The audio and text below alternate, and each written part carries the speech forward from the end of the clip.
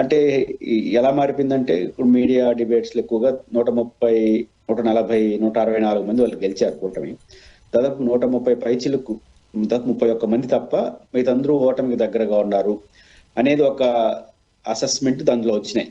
అంటే దాంట్లో మీరు ప్రస్తావించినట్టు తెలుగుదేశం పార్టీకి ఒక 72 మంది, జనసేన, బీజేపీ అందరు కలిపితే దాదాపు 93 మంది రెడ్ జోన్ లో ఉన్నారు. అంటే బిలో 30% పీపుల్ యాక్సెప్ట్ ఉన్నది, 70% వ్యతిరేకత అయిపోయారు అనే ఒక రిపోర్ట్ ఆధారంగా చేసి ఇంకా 92 మంది ఓడిపోయినట్టే అనేది ఒక అంశం. 11 మంది వైఎస్ఆర్ కాంగ్రెస్ పార్టీ ఎమ్మెల్యేలు గ్రీన్ జోన్ లో ఉన్నారు. కాబట్టి గ్రీన్ జోన్ లో ఉన్న 11 మంది మళ్ళీ గెలుస్తారు. ఈ 92 మంది ఓడిపోతారు. 92 11 అంటే 113. అంటే ఇంకా ఇప్పుడు ఎన్నికలు జరిగితే ఇంకా తెలుగుదేశం ఓడిపోతుంది, వైసీపీ గెలిచిపోతుంది. ఆ రకమైన షార్ట్ కట్ చర్చల వల్ల దీనికి ఒక రాజకీయ రంగం పులుముకునింది. కానీ ఇది 10% మాత్రమే ఇట్లాంటి అభిప్రాయాలు. 90% చాలా రియాలిటీ దగ్గరగా ఉన్న అంశాలు ఇక్కడ విస్మరించలేము. ఎందుకంటున్నానంటే ప్రధానంగా అగ్రికల్చర్ మీద ఆధారపడే జనాభా 60-70% పీపుల్ ఆంధ్రప్రదేశ్ లో ఉంటారు. వాళ్ళ యొక్క మనోభావాలు, వాళ్ళ యొక్క అభిప్రాయాలు చాలా ఇంపార్టెంట్. ఆ తర్వాత ఇన్ఫ్లుయెన్స్డ్ పర్సన్స్ గా ఉన్న వాళ్ళు ఉద్యోగస్తులు కావచ్చు, లేదా ప్రైవేట్ ఫ్యాక్టరీలో పనిచేసి విశాఖ స్టీల్ ప్లాంట్ వాళ్ళు కావచ్చు, నిరుద్యోగులు కావచ్చు, వీళ్ళు ఎక్కువ మంది ఇన్ఫ్లుయెన్స్డ్ పర్సన్స్ గా ఉంటారు. ఈ సెక్షన్స్ ఏమనుకుంటున్నాయి, అది కూడా ఈ ప్రభుత్వం పరిపాలన బాగుందా లేదా అనే యాంగిల్ కాకుండా వాళ్ళు అంశాల వారిగా చేశారు. ఇప్పుడు అగ్రికల్చర్ ఉన్నాయి, మామిడి రైతులు ఏమనుకుంటున్నారు, వ్యవసాయ వరి ఉత్పత్తి చేసే రైతులు ఏమనుకుంటున్నారు, అదేవిధంగా అరటి పండ్ల రైతులు ఏమనుకుంటున్నారు, ఇట్లా సెక్షన్ల వారీగా తీసుకోవడం వల్ల రియాలిటీ చాలా దగ్గరగా ఉంటుంది. అందువల్ల ప్రభుత్వం ఖచ్చితంగా సెక్షన్లో కొన్ని సెక్షన్ ఆఫ్ రైతులు చాలా ఎక్కువ వ్యతిరేకత, కొన్ని సెక్షన్ ఆఫ్ ఫార్మర్స్ కొంచెం పరిమితమైన వ్యతిరేకత కనిపిస్తా ఉంది. రెండోది ఈ మొత్తం ఎపిసోడ్ లో కూడా ఒక 20-30% మంది ప్రభుత్వానికి అనుకూలంగా మాట్లాడడం, ఇది కూడా చాలా దగ్గరగా. ఎందుకంటే ఆంధ్రప్రదేశ్ లో ఒక నిలువున రాజకీయాలు చీలిపోయి ఉంటాయి కాబట్టి సమాజంలో నేను నచ్చే రాజకీయ పార్టీ తప్పు చేసినా ఒప్పు చేసినా ఓటేస్తాను, అట్లాంటి సెక్షన్స్ ఏమైనా ఓటేస్తాయి. అది వైసీపీకి ఉన్నారు, తెలుగుదేశం ఉన్నారు, అక్కడ అన్ని చోట్ల కనిపిస్తుంది ఆ సంఖ్య. అంటే ఇవన్నీ దృష్టిలో పెట్టుకుంటారు. ప్రధానంగా ఫార్మర్స్ చాలా తీవ్రంగా ప్రభుత్వాన్ని వ్యతిరేకిస్తున్నారు అంటే అర్థం ఆ సర్వేలో వచ్చింది. ఆ సర్వేలో దాదాపు అబౌవ్ 60-70% మధ్య farmers with section of people వ్యతిరేకంగా ఉన్నారు. ఇది రియాలిటీ అవునా కాదా అని చెక్ చేసుకుంటే రియాలిటీ అనిపిస్తుంది. ఉదాహరణకు మామిడి రైతులు ఉన్నారు. మామిడి రైతులు మొత్తం మా చిత్తూరు జిల్లాలో 45,000 కుటుంబాలు, ఉమ్మడి చిత్తూరు జిల్లాలో మామిడి రైతులు ప్రభుత్వాన్ని నమ్మి ప్రైవేట్ ఫ్యాక్టరీలు తోలారు. ఈ మామిడి పలసాయి 4.5 మిలియన్ టన్నులు దాంట్లో ప్రైవేట్ ఫ్యాక్టరీ వేయాల్సినప్పుడు వేయలేదు. వాళ్ళు కోపం కొనుక్కుని ఎట్టుంటారు. అన్ని రకాల వాణిజ్య పంటలు, అంటే మిర్చి కావచ్చు, పొగాకు కావచ్చు, అరటి కావచ్చు, ఉల్లి కావచ్చు, టమోటా, అన్ని రకాల వాణిజ్య పంటలు గిట్టుబాట్లు లేవు. అది ఒక వాస్తవం కదా, కనపడుతోంది కదా. గిట్టుబాటు ధర లేనప్పుడు రైతులు వ్యతిరేకంగా ఉన్నట్టుంటారు, అది కనిపిస్తుంది. ఉద్యోగాల్లో వ్యతిరేకత ఉందా అన్నారు, ఖచ్చితంగా ఉంటుంది. 5 డిఏలు వేసిన చోట ఒక డిఏ వేస్తే కోపం రాకున్నట్టు ఉంటుంది. పిఆర్సీ ఐఆర్ ఇవ్వాల్సిన చోట ఐఆర్ ఈకపోగా ఉన్న పిఆర్సీ కమిటీని రద్దు చేశారు. పెన్షన్స్ కి సంబంధించి ఎలాంటి డెసిషన్ చెప్పలేదు, వాళ్ళు కొత్త వ్యతిరేకత ఉంటుంది కదా. కాబట్టి విశాఖ స్టీల్ ప్లాంట్ విషయంలో వ్యతిరేకత ఉంటుంది. కాబట్టి ఏ సెక్షన్ ఆఫ్ పీపుల్ వ్యతిరేకత ఉన్నారని చెప్తున్నారు, అది రియాలిటీగా ఉండాలి. కాబట్టి అది ఒకటి మనకు కనిపిస్తుంది. రెండోది నేను అనుకుంటున్న స్వర్ణ గారు, బేసిక్ ఎమ్మెల్యేలకు సంబంధించి ఇప్పుడు ఎమ్మెల్యేల ప్రవర్తన వల్ల అదనంగా ప్రతి అధికార పార్టీ ఎమ్మెల్యేకి ప్రభుత్వ వ్యతిరేకత అంతా అంటగట్టుకుంటుంది. ఆ ఎమ్మెల్యే ఇష్టాలు పక్కన పెడితే ఎమ్మెల్యేల ప్రవర్తన కొంచెం యాడింగ్ గా ఉంటుంది. ఇప్పుడు ఎమ్మెల్యేల పట్ల ఎక్కువ మంది ఎమ్మెల్యేలకి వ్యతిరేకత ఉందా లేదా అని చూసినప్పుడు వ్యతిరేకత ఉందనేది మనము లేదా ఆ సర్వే చెప్పడం కాదు. అనేక సందర్భాలు చంద్రబాబు గారు రివ్యూలు ఏం చెప్తున్నారు, ఫస్ట్ టైం వన్ టైం ఎమ్మెల్యేగా సెట్ అయిపోతారు జాగ్రత్త అంటున్నాడు. ప్రతి మీటింగ్ లో అది పదం వాడతాం. వన్ టైం ఎమ్మెల్యే అంటే ఫస్ట్ టైం అయ్యారు, ఇంక జీవితంలో మీరు కారని, అంటే ఏరే వాళ్ళకి ఇస్తానని. అంటే వన్ టైం ఎమ్మెల్యే అవుతాను జాగ్రత్త అని హెచ్చరిక 6 నెలలకి 5 సంవత్సరాల నుంచి చేస్తున్నాడు అంటే వాళ్ళ ప్రవర్తన ఎట్టుండాలి కింద. రెండు, వాళ్ళకి అనుకూలంగా ఉన్న మీడియానికి ముద్ర ఉన్న మీడియా సంస్థలు రోజుకు ఒక ఎమ్మెల్యే బాగోతాను బయట పెడుతున్నాయి. ఆ ఎమ్మెల్యే అట అంట, ఈ ఎమ్మెల్యే ఇట అంట రోజు వస్తున్నాయి వార్త. సదరు పత్రికలు ఎమ్మెల్యేల అదుపు తప్పారని రాస్తున్నారు. చంద్రబాబు గారు అనేక సందర్భాల్లో వన్ టైం ఎమ్మెల్యే మిగిలిపోతారు జాగ్రత్త అని హెచ్చరికలు చేస్తున్నారు. వితిన్ 6 నెలలకే, 4 ఏళ్ళకి కాదు. కాబట్టి వాళ్ళ హెచ్చరికలు, ఆ పత్రికలో వచ్చిన వార్తలు 70 మంది రెడ్ జోన్ లో ఉండడానికి దగ్గరగా ఉందా లేదా. కాబట్టి ఇవన్నీ చూసినప్పుడు ప్రభుత్వానికి ఒక డేంజర్ హెచ్చరిక ఉంది. అయితే నేను నమ్ముతున్నది ఇంకా 3.5 ఏళ్ళు ఉంది కాబట్టి ఇప్పుడు ఆలోచనలకు కంప్లీట్ ఉల్టాగా కానీ ప్రభుత్వం వెళ్ళగలిగితే మళ్ళీ రికవర్ అయ్యేదానికి అవకాశం ఉంది.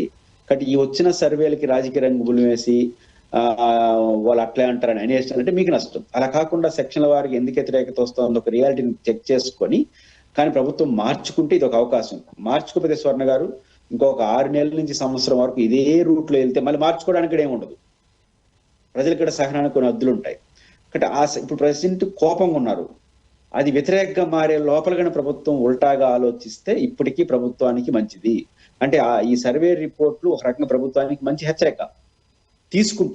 తీసుకోలేదంటే అది శాశ్వతంగా అదే ఫలితాలు వస్తాయి. ఖచ్చితంగా ఆ సర్వే రిపోర్ట్ ప్రభుత్వం యొక్క పరిస్థితులకు దగ్గరగానే ఉన్నట్టుగా నాకు అనిపిస్తుంది. కానీ ఒక రకంగా మనం మాట్లాడుకుంటే ఆంధ్రప్రదేశ్లో కూటమి ప్రభుత్వం అధికారంలోకి వచ్చి జస్ట్ 1.5 year మాత్రమే అయింది. ఇంకా 3.5 years ఉన్నాయి. చాలా లాంగ్ పీరియడే ఉండింది. టూ ఎర్లీ కదా. ఇప్పుడే ఏపీ ప్రజలు ఏమనుకుంటున్నారు, వాళ్ళ ఆలోచన ఏముంది అని సర్వే చేయడానికి టూ ఎర్లీ అనిపించట్లేదా? ఖచ్చితంగా ఇప్పుడు ఈ రోజు ఎన్నికలు జరిగితే ఎవరు గెలుస్తారన్నప్పుడు అది రాజకీయ ప్రశ్న. మీ ప్రశ్న ఉత్పన్నం అవుతుంది. ఈ సర్వేలో చాలా వరకు మిస్ అవుతున్న అంశాలు ఏంటంటే, నేను రియాలిటీకి దగ్గరగా ఉంది ఎందుకు అంటున్నానంటే, వాళ్ళు ఎక్కడ ఆ క్వశ్చన్ లేదు. ఆ సర్వేలో ఎక్కడ కూడా ఈ రోజుకి గెలితే ఎవరు గెలుస్తాడు, ఏ పార్టీ గెలుస్తాడు, ఇది లేదు. వాళ్ళు సెక్షన్ల వారీగా మామిడి రైతులు 70% మంది కోపంగా ఉన్నారు, కనపడతా ఉంది. ఉల్లి రైతులు 50% కోపంగా ఉన్నారు, కనపడతా ఉంది. అరటి రైతులు కనపడతా ఉంది, పొగాకు రైతులు, మిర్చి రైతులు, ఈ రైతాంగంలో ఉన్నటువంటి అన్ని కనపడుతున్నాయి. కాబట్టి మెజారిటీ పీపుల్ వ్యతిరేకంగా ఉంటారు. ఉద్యోగస్తులు డిఏ లేదు, వ్యతిరేకత కనపడతా ఉంది. విశాఖ స్టీల్ ప్లాంట్ కనపడతా ఉంది. కాబట్టి ఈ రోజు సెక్షన్ల వారీగా వ్యతిరేకత అంటున్నాను ప్రభుత్వం మీద. వాళ్ళ సమస్యల పరిష్కారం కాని వ్యతిరేకత. ఎప్పటికప్పుడు తెలుగుదేశం ఓడిచ్చేస్తాము, వైసీపీని గెలుస్తామని వాళ్ళు చెప్పలేదు. ఆ ప్రశ్నే రాలేదు కాబట్టి అది చెప్పలేదు. అయితే ఈ ప్రభుత్వం మీద కోపం ఉన్నప్పుడు ఆ సెక్షన్లని అడ్రస్ చేసే సత్వర చర్యలు తీసుకోకపోతే ఆ కోపం రాజకీయ వ్యతిరేకంగా మారుతుంది అంటున్నాను. ఇప్పుడు ఎమ్మెల్యేల పైన వ్యతిరేకత లేదా? మనమే రోజు చెప్తున్నాం కదా. కాబట్టి ఎమ్మెల్యేల పట్ల ఉన్న వ్యక్తిగత వ్యతిరేకత, సెక్షన్ల వారీగా ఉన్నటువంటి వాళ్ళ సమస్యల మీద కోపం ఈ రోజు ప్రభుత్వాన్ని పట్ల పెదవిరుపు కోపం వ్యక్తం అవుతా ఉంది. ఆ కోపం, ఆ వ్యతిరేకతని మీరు అడ్రస్ చేయకపోతే, ఇప్పుడు ఎమ్మెల్యేల పట్ల వ్యతిరేకత ఉంది, కొరడా జూలిపించి వాళ్ళు చేసే అడ్డగోల వ్యవహారాలను అడ్డుకోవాలి. 2, సెక్షన్ల వారీగా వస్తున్న వ్యతిరేకతను అడ్రస్ చేయాలి. గిట్టుబాటు ధర విషయంలో వాటిని అడ్రస్ చేయాలి. ఈ 2 చేయగలిగితే ప్రభుత్వానికి సరిదిద్దుకోవచ్చు. ఈ 2 నువ్వు చేయకుండా ఇప్పుడున్న పద్ధతినే కొనసాగిస్తూ ఉంటే నిస్సందేహంగా తదుపరి ఎన్నికల్లో ఇప్పుడు వస్తున్నటువంటి కోపం రేపు రాజకీయ వ్యతిరేకంగా మారుతుంది. ఈ రోజు కోపం రేపు అది రాజకీయ వ్యతిరేకతగా మారుతుంది.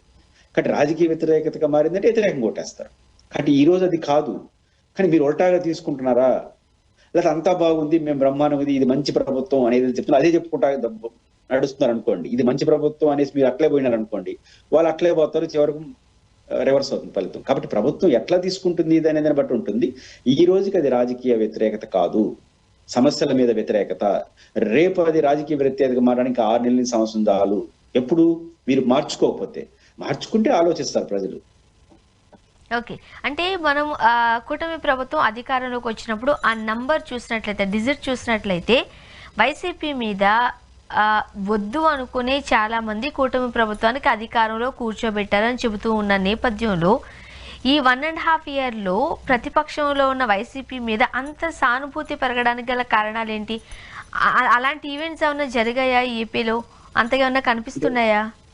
జగన్మోహన్ రెడ్డి గారి ప్రభుత్వం పట్ల వ్యతిరేకతతో 124 సీట్లు వాళ్ళకి ఇచ్చారు. ద సేమ్ టైం అదే జగన్మోహన్ రెడ్డి గారిని 40% ప్రజలు ఓన్ చేసుకున్నారు. అంటే జగన్మోహన్ రెడ్డికి అది అనుకూలంగా మారిపోయిందని మీరు అంటున్నారు. ఎంత మారాల్సిన అవసరంలా, ఇంకొక 7% మారితే చాలు. ఉల్టా కావాల్సిన అవసరంలా, 7% మారితే చాలు, పరిస్థితులు ఉల్టా అయిపోతాయి. ఎందుకంటే ఆయన 40% ఓటింగ్ ఉంది. మన 11 సీట్లు ఘోరంగా ఓడిపోవడం, 124 సీట్లు కూటమి రావడం వరకే మనం చూస్తున్నాం. బట్ అంత ఓటమిలో కూడా 1,32,00,000 మంది జగన్ గారు ఓటేసినారు. అన్నిటికన్నా మించి దాదాపు 40% ఓట్లు వేసినారు. ఇంకా 7.5 or 8% ఓట్లు వస్తే జగన్ గెలిచిపోతాడు. కానీ 8% ఓట్లు రావడం అనేది అసాధ్యమా? ఎందుకు అసాధ్యం కాదు? ఆల్రెడీ ఆయనకి 40% ఓట్లు ఉన్నాయి. అప్పుడే అంత వ్యతిరేకతలు అప్పుడే అనుకూలత వచ్చిందని చర్చ వస్తుంది. ఆయనకు అనుకూలత రావాల్సిన అవసరం లేదు, వీళ్ళకి వ్యతిరేకత వస్తే చాలు. మన ఎన్నికల్లో జగన్ గారికి వ్యతిరేకతే పనిచేసింది తప్ప వీళ్ళ అనుకూలత కన్నా. అది బీజేపీ జనసేన అందరికీ ఓట్లు రావడం ఏంటి ఒకే పద్ధతిలో. కాబట్టి అది మొదటి కన్నా. కాబట్టి ఈ ప్రభుత్వం వ్యతిరేకత ఆల్టర్నేటివ్ ఎవరు? ఇప్పుడు 11 మంది వైసీపీ ఎమ్మెల్యేలు గ్రీన్ జోన్ లో ఉన్నారంటే వాళ్ళు అద్భుతంగా పనిచేస్తున్నారనే కాదు. 11 మంది అద్భుతంగా ఏం పనిచేయరు. ప్రతిపక్షానికి ఉన్న అడ్వాంటేజ్ ఏంటంటే ప్రతిపక్షం పని ఏంటి? ప్రజలు ఆ విజ్ఞత ఉంటుంది. అధికార పార్టీ నుంచి సమస్యలకు పరిష్కారం కావాలని కోరుకుంటారు, ప్రతిపక్షం నుంచి మా సమస్యలు గట్టిగా అరుస్తున్నాడా లేదని కోరుకుంటారు. ఇప్పుడు నేను మీరు ఎట్లయితే డిబేట్ లో గట్టిగా మాట్లాడుతున్నాం అటు మాట్లాడితే అయిపోయింది మన ప్రతిపక్ష పాత్ర. మన రోజు ప్రజలు కష్టపడాల్సిన అవసరం లేదు. అంటే సమస్యని ఎస్టాబ్లిష్ చేయడానికి ప్రతిపక్ష పాత్ర. ప్రజలు ఏం కోరుకుంటారంటే సమస్యని ఎస్టాబ్లిష్ చేయాలి. ఆ పని ఈ వైసీపీ బాగా చేస్తుందా లేదా మీరు చెప్పండి. గత 1 year గా 1.5 year గా ఈ రోజు మెడికల్ కాలేజీ ఉద్యమంతో సహా 1 కోటి మంది సంతకాలు, 1,30,00,000 మంది సంతకాలు సేకరించడం, నెల ఒక ధర్నా, ఒక యాక్టివిటీ. ఇప్పుడు రైతుల కోపంగా ఉన్నారు కదా స్వర్ణ గారు. ఏ సెక్షన్ రైతులను వైసీపీ పట్టించుకోలేదు చెప్పండి? అరటి రైతుల సమస్య డైరెక్ట్ గా జగన్ గారు ఇన్వాల్వ్ అయ్యారా? మామిడి రైతులకు బంగారుపాలెంకి జగన్ గారు వచ్చారా? ఇక్కడ గుంటూరు జిల్లా మిర్చి రైతులకు డైరెక్ట్ గా పార్టిసిపేట్ చేసినాడా? పొగాకు రైతులు ప్రకాశం జిల్లా డైరెక్ట్ గా పార్టిసిపేట్ చేశాడా? సెక్షన్ల వారిగా వ్యతిరేకత వస్తున్న ప్రతి చోటకి జగన్ డైరెక్ట్ గా పోయినాడు, ఎన్ని ఆటంకాలు సృష్టించినా. కానీ ఇంతకు మించి ప్రతిపక్ష పాత్రను ఏం కోరుకోరు ప్రజలు. కాబట్టి ప్రతిపక్ష పాత్రను విజయవంతంగా జగన్మోహన్ రెడ్డి గారు పోషిస్తున్నారు. ప్రజలు ఏం కోరుకుంటున్నారంటే మా సమస్యలు మాట్లాడుతున్నాడు. అంటే ప్రెస్ మీట్లు పెడుతున్నారు, డైరెక్ట్ గా ఇన్వాల్వ్ అయిపోతున్నాడు. ఈరోజు బంగారపాలెంలో చిత్తూరులో 45 మంది రైతులు ఎందుకు ఇచ్చారనుకుంటున్నారు? జగన్ వస్తాడని తెలుసు కానీ చంద్రబాబు గారు అధికారులను పంపించి ఇంటింటికి పంపించి మాడిపోయి తోలిచ్చేసాడు. వాళ్ళు 45,000 మంది రైతులు ఏమంటారు? మా జగన్ వస్తున్నాడు కాబట్టి నన్ను మమ్మతోలు అన్నాడు. ఆ రోజు అయిపోయింది, ఈ రోజు డబ్బులు ఇలా వాళ్ళకి మళ్ళీ జగనే గుర్తొస్తారు వాళ్ళకి. కాబట్టి 11 మంది గ్రీన్ జోన్ లో ఉన్నారంటే జగన్ వైపు మోహన్ రెడ్డి గారి నాయకత్వంలో వైఎస్ఆర్ కాంగ్రెస్ పార్టీ నుంచి ప్రజలు కోరుకుంటుంది మా గురించి అరస్తా ఉండని బ్రహ్మాండంగా అరుస్తున్నాడు. కాబట్టి అంతమించి ఏం కోరుకోరు. కాబట్టి వాళ్ళకి అది చాలు. ఇక్కడ వ్యతిరేకత వస్తే ఆటోమేటిక్గా అది జగన్ గారి ఖాతాలో పడుతుంది. 100 ఓట్లు 100% రావాల్సిన అవసరం లేదు. ఇప్పుడున్న పాత ఓట్ల కన్నా ఇంకో 7.5% వస్తే ఫలితం తారుమారు అయిపోతుంది. 7.5% వచ్చే పరిస్థితులు ప్రభుత్వం మార్చుకోకపోతే ఇదే పద్ధతిలో ఉంటే ఖచ్చితంగా